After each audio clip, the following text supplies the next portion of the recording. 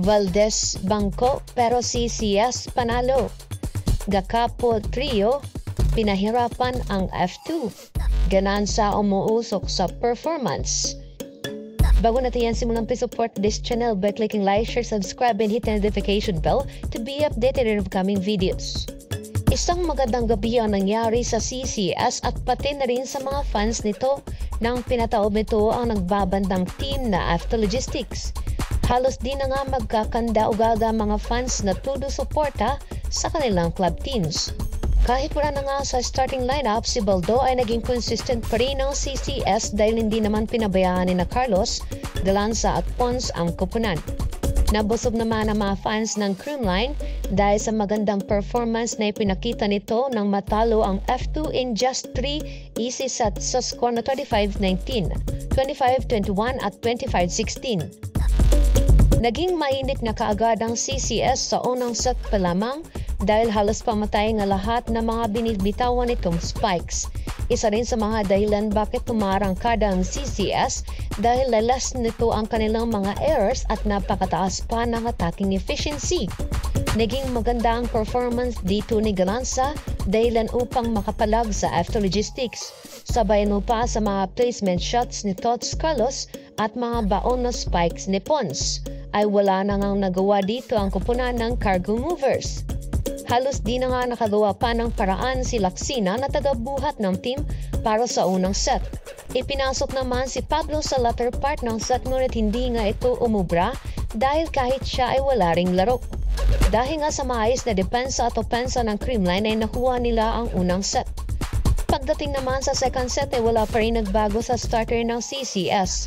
Samantala ay pinasok naman si Pablo as starter ng koponan upang maging balakid sana sa CCS. Ngunit iba ang nangyari. Nagpaulan pa rin ang CCS ng magagandang placement ng bola at hindi nito hinayaan pang makahabol ng Cargo Movers. Gumana pa rin ang starter ng CCS na si Galanza, Pons at Carlos upang pangunahan ang opensa ng koponan. Pagdating naman sa latter part ng set ay muntikan pang makuha ng F2 ang momentum sa laro. Ngunit hindi na ito hinayaan ni Coach Sherwin Meneses at ipinasok si Gumabaw para makuha ang momentum at pumabor ito sa kanila. Dahil sa maayos na sistema ni Coach Sherwin ay nakuha nila ay kalawang set. Samantala nawala naman sa sistema ang F2 at nag-imbento na lang si Coach Reggie ng kanyang starter. Not the usual starter ang nakita natin sa ikatlong set kung saan si Alvarez ay ginawa nitong outside hitter na ikinagulat ng karamihan.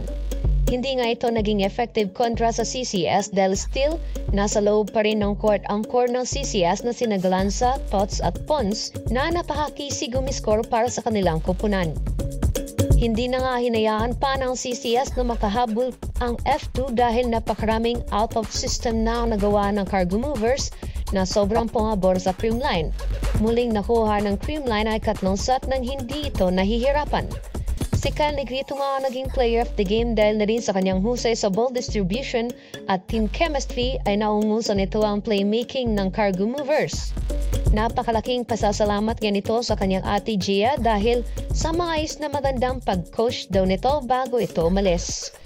Isang papuri nga rin sa Galanza, Carlos, Pons trio na naging dahilan upang mapaayos ang laro ng Creamline at hindi nito nasayang ang magagandang bigay ni Negrito.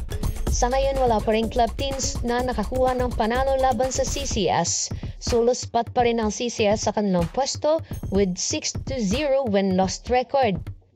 Maaaring ang kakayanin nilang ma-wipeout ang susunod ditong makakalaban dahil kinalo na rin nila ito last conference na maaari nilang gawin muli sa ngayon. But still, CCS will never give chances dahil they give everything they can, lalo na pag panalo ang usapan.